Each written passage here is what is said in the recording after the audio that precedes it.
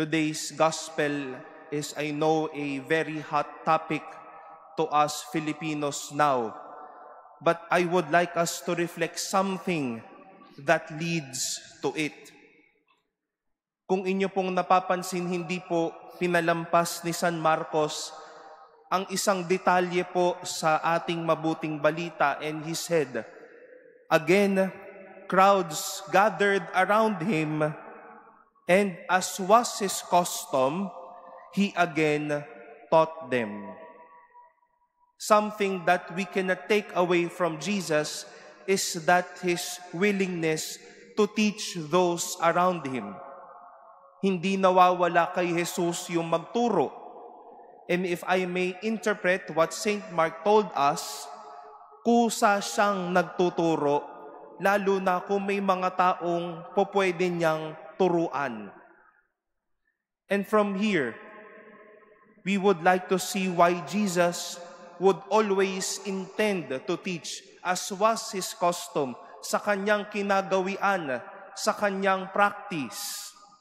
And there is one answer that was present maybe then, during the time of Jesus, and even maybe until now. And that is the hardness of hearts. Katigasan ng ulo at ng puso.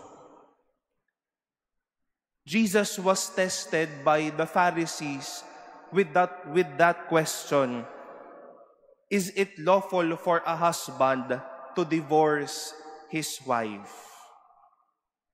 And such question is an appearance or an expression of someone with a hard heart.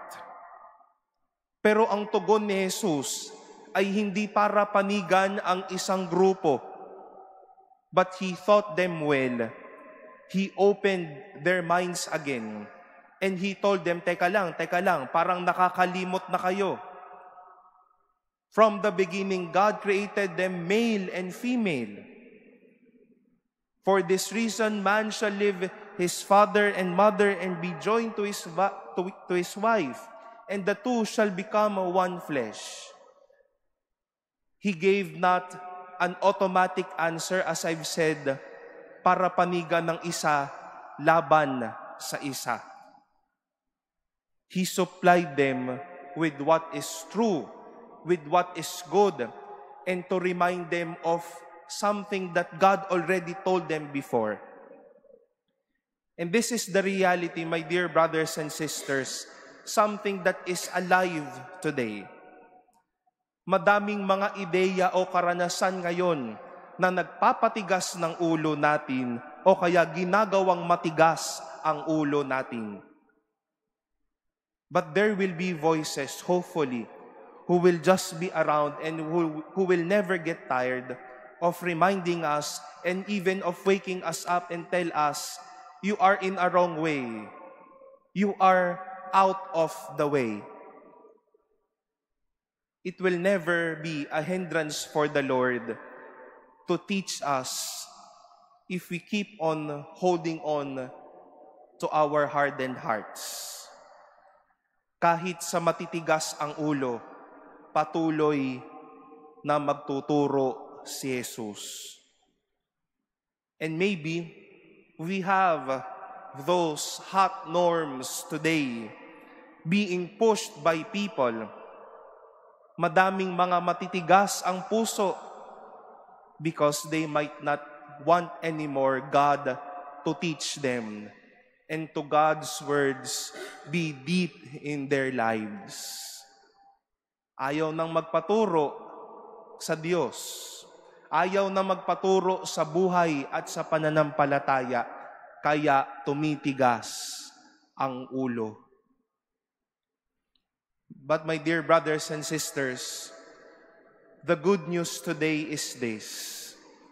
We have Jesus who intends to teach us, even though we keep on attaching ourselves to our hard hearts.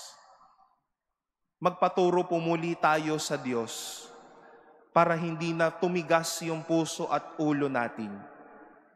Let us also give our best in teaching others, to imparting others again God's many beautiful messages, simple as it may be to all of us until now, so that what may reign today are not cold hearts, not hard hearts, but hearts like that of Jesus, hearts like that of Mary, ready to listen to the Word of God, ready to help us, Christians, to serve and love God.